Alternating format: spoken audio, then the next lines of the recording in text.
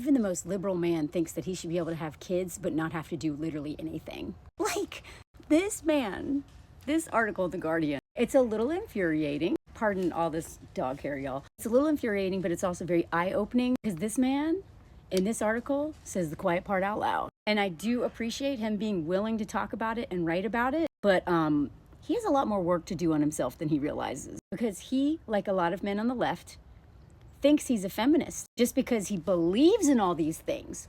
But in practice, he doesn't believe these things. He doesn't believe in equality, equity, women being able to have their own lives, their own dreams, their own hopes, and all that stuff. Nope. His are more important, always. So sometimes I'm afraid to post too much stuff because I don't want it to be like a, Debbie Downer, or sorry, Debbie's out there, Derek Downer. But I do think we have to understand the real problem before we can really move forward. And policy is great. Policy is important. Men need paternity leave, okay? Policy, it's super important, but that alone will not get us out of this. Because if men could have all the paternity leave in the world and still be like, yeah, but I want to go skiing. I don't want to have to do this. It's boring. So they will, unless they're actively working on themselves.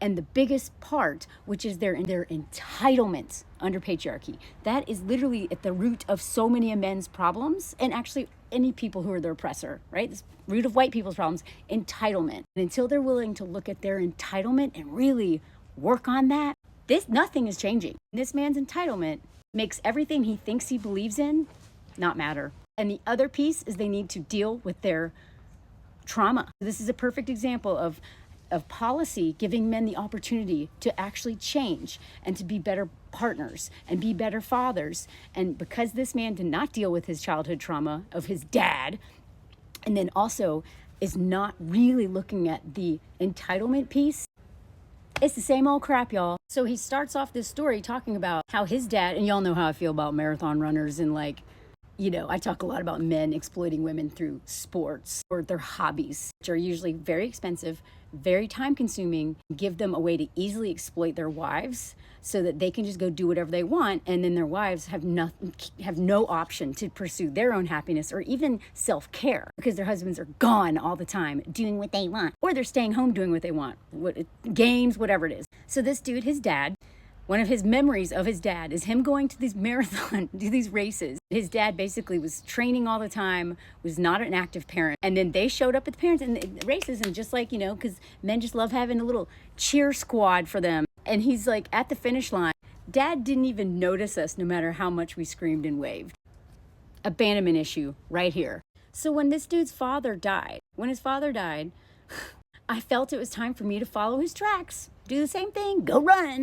I'm not sure if it was a decision really, more of an overwhelming urge, a masculine calling. So this is one of the reasons why I hate this divine masculine, divine feminism talk. First of all, most of it was started by white men, and it's all about women following men and them being leaders. And this is not a masculine calling. This is patriarchy. This is entitlement. And this is you not going to therapy and understanding there's a connection between your dad abandoning you and you feeling the masculine urge to do that. That's not masculinity. Because you know what? Women like sports and hobbies and like challenges and goals too. Women like running marathons and skiing. What this man is going to say all throughout this article and call masculinity and masculine and a man's blah, it's escapism and entitlement. That's what we should be calling it. Avoiding things, your responsibilities and yourself. And then the timing. It was not long after our third child was born when I got the idea. So he has a baby, a newborn, and he's like, I know, I'm going to go do what my dad did and abandon my family because that's my masculine urge. So he tried to so in Sweden, men get the same amount of time off as women. Fathers get paternity leave just like and it's massive. By the way, I lived in Sweden for a year. Back in 2000, but even back then, they had policies like this, trying to make men be more present fathers so that it's not all falling on the women. And they're hoping men would step into this, and a lot have. But this dude, he's talking about when I was first at home and being a hands-on parent. He talks about how it's so boring. It's overwhelming, but boring, exhausting, but boring. No duh. I was a nanny for a while. I've worked with kids a lot. I'm also an aunt of 3 nieces and 1 nephew. And if there's any way I could describe young kids especially, a kid especially before they can like really talk, it's boring and exhausting. I mean, being like, yeah, what's that? Ooh, la, la, la. It's boring. That's why I don't want to be a parent. I don't want to do that. But I also don't feel like I get the credit, the social capital of being called a parent without having to do all that stuff. I understand that if I'm going to be a parent, I'm going to have to do all that stuff. Give up a lot of stuff, not just do whatever I want. Hence why I am child-free and will always be child-free by choice. But men want to act like they're a child-free person, but be dad. Get the credit of being a dad. That's not how it works, buddy. Then he goes into a little background about what fathers in Nordic countries get. You know, this policy has been going on for at least a couple decades, and it was slow at first, but by now everyone in theory agrees that fathers should be, you know, equally splitting, you know, all the tasks between both parents, right? But only a small portion of those couples actually divide their home equally. And fathers take about a third of their total parental benefits. So even when men are handed on a silver platter paid time off to be active in their kids' lives, in one of the most progressive countries in the world, 50% of parliament is women. All these social, policy to make men not entitled pricks, they still are entitled pricks. He talks about when he's just started, he followed his calling, go up north and get, invigorated, completely at one with myself, my body, my masculinity, my emotion, and the loss of my father. I don't really believe that you're processing grief from your dad by leaving everything on your wife and running away from everything so you can go ski. Fuck off. So his wife was like, hey, she's like, can you ease off on this? Please postpone this new hobby until we don't have a newborn baby. I need you at home. He's like, I tried to be an accommodating, considerate, and an egalitarian man, but only so that I could still notch up on my miles on the ski tracks. Dropping out was unthinkable. Unthinkable meaning it's not an option. This is what he's gonna do, like it or not, wifey. And then he talks about how, his dad was like this. His dad didn't have all of this time to be with his kids. That he thinks that he is somehow a progressive man because he's doing more than his dad. That is where so many modern men are failing their wives. You think because your wife is not held hostage financially like our grandmas were, and that you don't beat her, she can actually do things that you know what I mean, and that you're helping out around the house, that you are a progressive modern man.